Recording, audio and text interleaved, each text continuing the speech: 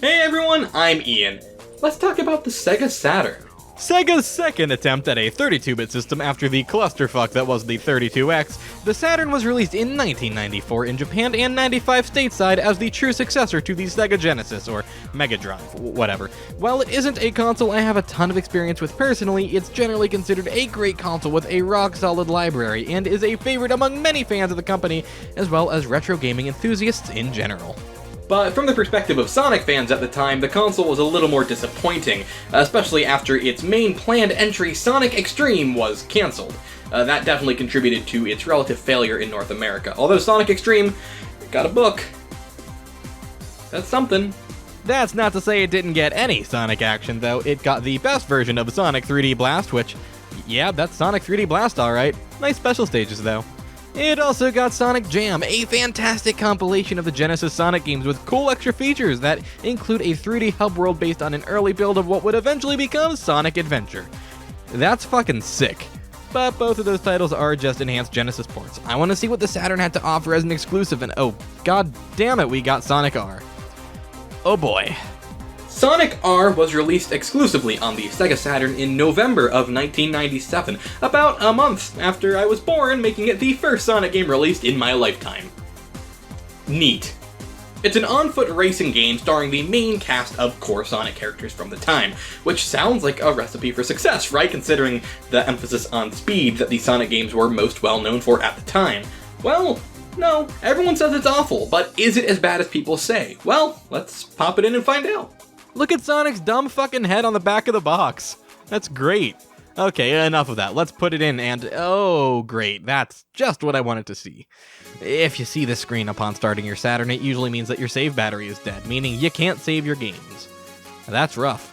It's like a $1 to $3 fix, I'm not exactly concerned about it, but that means that if I want to get this video out in a reasonable time, God knows I've delayed it enough times already, that I really need to do everything the game has to offer in one setting. Okay, I can do this. Seriously, I can definitely do this. Sonic R has like no content. It's gonna take like an hour. Like I said earlier, it's a 3D racing game played primarily on foot. It functions almost like a mix of a platformer and a racer, although the emphasis is definitely more on the racing mechanics. We have a few characters to choose from at the start, namely Sonic, Tails, Knuckles, and Amy, with Eggman, Metal Sonic, Egg Robo, Super Sonic, and newcomers Tails, Doll, and Metal Knuckles available as unlockables. That's a pretty decent lineup of playable characters. Each of them have different properties too, with Sonic being quick and having a double jump, Tails flying, and Knuckles gliding, while Eggman and Amy drive vehicles. Not sure why Eggman is limited to a vehicle, it's not like he'd be at a disadvantage on foot. I've seen that man run and he is powerful, but whatever. That's a solid lineup that should lead to some great variety in the gameplay. Too bad there's only 5 courses. Yeah, seriously, there are only 5 levels in this game.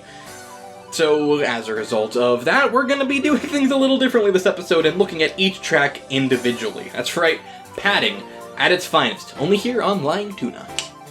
First up, we have Resort Island. Can you see? No, not really. Have you seen this draw distance? So this level is themed after your typical Green Hill Island setting. It's a pretty well-designed track, all things considered, and it does a good job of setting up your expectations as far as the rest of the game goes.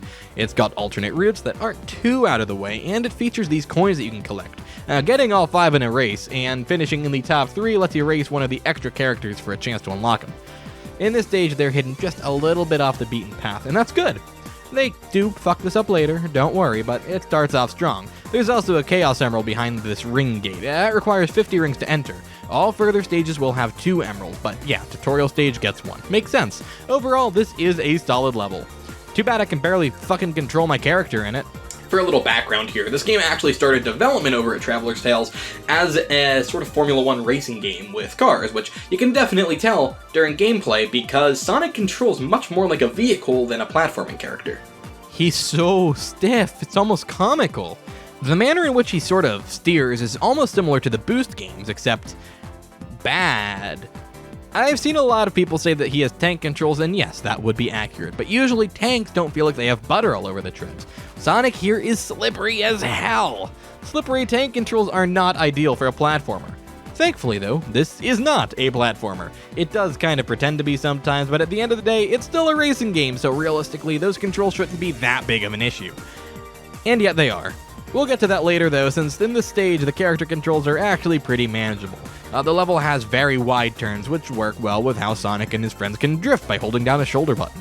And the alternate paths mostly involve very wide turns or just ignoring turns altogether and going for wide jumps, which is excellent. This stage really feels like a traditional Sonic level brought to life in the form of a racetrack, and that's really cool. You unlock Metal Sonic if you get all the coins. We'll look at him in a minute though. Next up, we have Radical City. This level's a mess. A fun mess, sure, but still a mess. As an actual racetrack, it's fine with twisty paths and this cool Casino Night Zone shortcut, but if you're going for all the coins or emeralds, it's kind of frustrating the first few times. The coins are hidden in some of the most insane, out-of-the-way places that are possible in this level design. Like this one where you have to jump up on this platform despite all the surrounding areas that look exactly the same as this being blocked by invisible walls. That is just obtuse game design at its finest, don't you think? Yeah, realistically, there's no way that you're going to get everything on your first go, all the coins, all the Chaos Emeralds, etc., and still place in the top 3 to keep the coins, or god, the top 1. You gotta be first if you want to keep the Chaos Emeralds. So, yeah, no, there's no way you're going to do it all in one sitting. The most realistic way to handle this game is by following a formula that the game adopts from here on out. Step 1. Explore the stage and find the coins, not really worrying about winning. Just plan a route. Step 2. Use said route to get the coins while winning, since you now know where they are. Step 3. Get the Chaos Emeralds and get first. This is actually kind of fun. It has an extra layer of strategizing that was in no way intended by the designers, but shit, if bad game design ends in having fun, is it still really bad game design? Probably yeah, but who cares? Get everything, unlock Tails Doll, jam out to the music, and move on to the next stage, Regal Ruin. This level sucks. The coins and emeralds aren't really a problem here. I actually rather enjoy the process of getting them, but remember how I said the character controls would become kind of a problem? Yeah, this is where that happens. The more open sections of this level are really fun and open in design, which is great and suits this game's weird shitty tank controls pretty well. And then there's the rest of the level. Platforming using springs, tight hairpin turns, narrow corridors. Bad, real bad, no idea why they thought that was smart. Trying to get through here with any kind of speed is basically impossible, not helped by the fact that everyone is apparently made of fucking rubber and bounce off the walls, except when they don't, and they get stuck, and ugh, this is awful, not to mention just confusing. It's super easy to get turned around here, which is definitely not great. Once you get the hang of the layout, it can be fun, sure, but even if the level design itself can be adjusted to and enjoyed for what it is, it does not mesh with the controls that you have to work with, and that is bad game design. It kind of looks nice at least. I like the ancient ruins aesthetic they have going on, but yeah, no, this level is not great. Oh well. Get everything, unlock Metal Knuckles, and move on to Reactive Factory. Fuck this level. Routes. So many routes. This level is structured like a stage from Sonic Generations or something. It's just sprawling with these different optional paths. Never will your 3 laps through the course be exactly the same, and hey, I gotta give them credit for trying to implement the classic Sonic level design philosophy into a racing game so authentically, but it's just not a good fit at all. Trying to get all the coins is a literal nightmare in this stage, not to mention just regularly navigating the level. It's so confusing. Don't believe me? Look at that mini-map.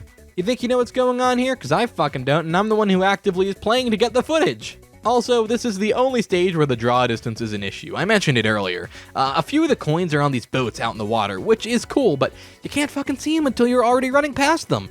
In fact, the draw distance kind of makes this level annoying in general. It's the only one that's like this, though. It's super lame. Even unlocking Egg Robo is a hollow victory, but since we've been getting the Chaos Emeralds along the way as well, we've also just unlocked Super Sonic, which I have to admit is kinda neat, and we also got the final stage, Radiant Emerald. All we have to do now is get first in that stage and we'll have unlocked Eggman, thus completing the game. And this is Rainbow Road. It's the same thing. It's easier than the last few tracks too because it doesn't try to add platforming or super sharp hairpin turns. In fact, it's probably the most standard racetrack in the game. It feels like a fitting ending though. I don't like that we have to watch the credits every time we beat the track, that's fucking stupid, but regardless, we've gotten Eggman and completed Sonic R. Kind of. I also wanted to show off the other characters, and so I did. But that lets me get on to one of this game's biggest faults, the balancing. It's brutal and awful, mostly because of how the roster is split in half. The default gang and Eggman always race each other while the unlockables always go against themselves. That's cool, I guess, but it means that if you're playing as an unlockable character, you have to race against Super Sonic, and that is about as fair as it sounds. He's not totally unbeatable, but honestly, it's pretty close.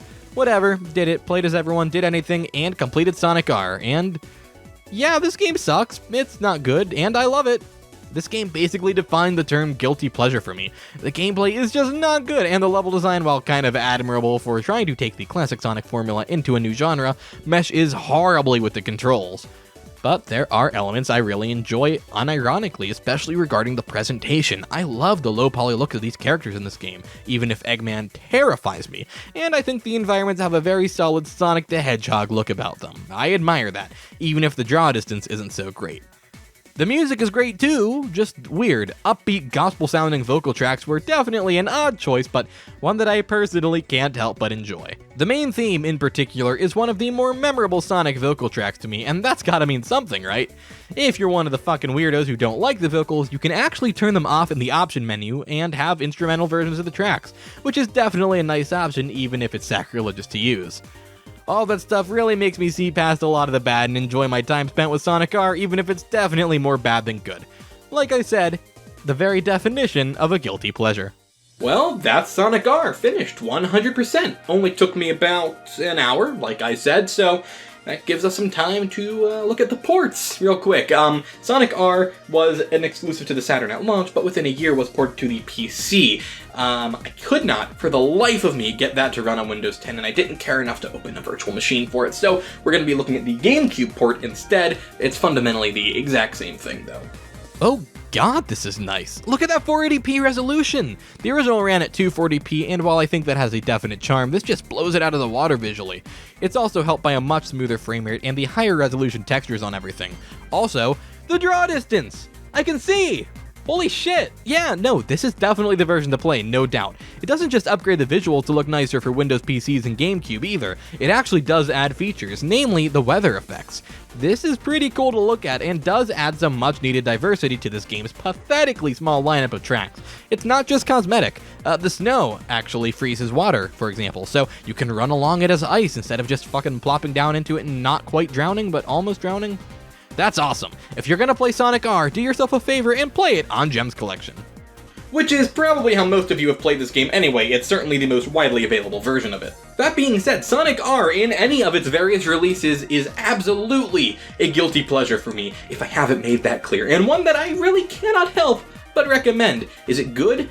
No, but it's sort of like a bad movie. You know, there's just something about it that's incredibly charming and endearing. I say give it a shot. Worst case, you hate it and you waste an hour of your life max.